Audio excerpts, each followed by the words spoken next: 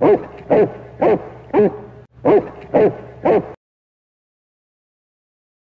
guys, it's Jason from Prodogz Dog Training. Hey, this morning I'm going to do a quick video on how I teach the blinds when I'm not out at my IPO field. As you see behind me, there's a blind, or you will see behind me, that there's a blind set up. I have a little dirt area off to the side of my parking space at my home that I kind of set up, and I do my blind searches, and I do some retrieves over a homemade jump I have there. And so what I'm going to be doing is on the ground behind me, you can't see it yet, but on the ground behind me is my reinforcer. My reinforcer today, it's just a big barrel tug.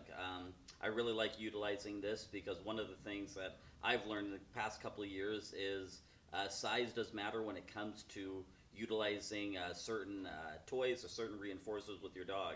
If I use a smaller tug, yes, the dog enjoys it, but if I use a larger substantial bite tug or pillow or something like that, the dog really comes to life. His drive level goes up even more, and so I'm going to be utilizing this barrel tug.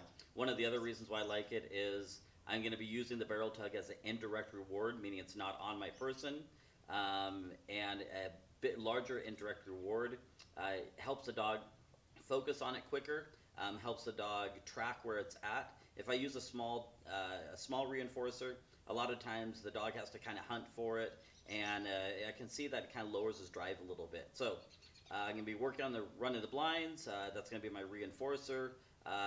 My secondary reinforcer marker word is going to be get it, and so let's see how he does.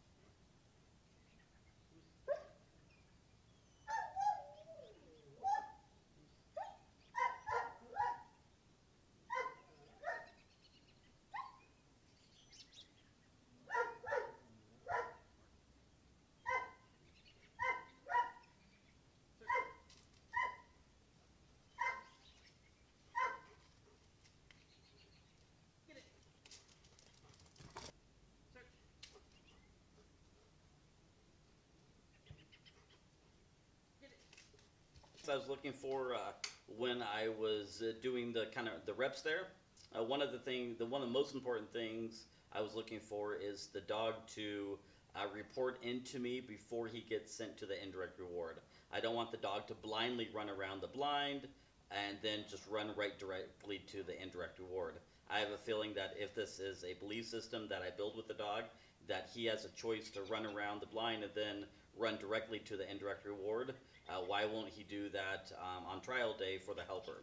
One of the other things I was looking for is, I'm not sure if you can necessarily see it, but there's some cones right to the left of the blind there. And one of the reasons why the cones are there is I want to teach the dog always to run between the cones and the blind. So I want the dog to run very quickly, but also maintain that distance close to the blind and not swing out too much.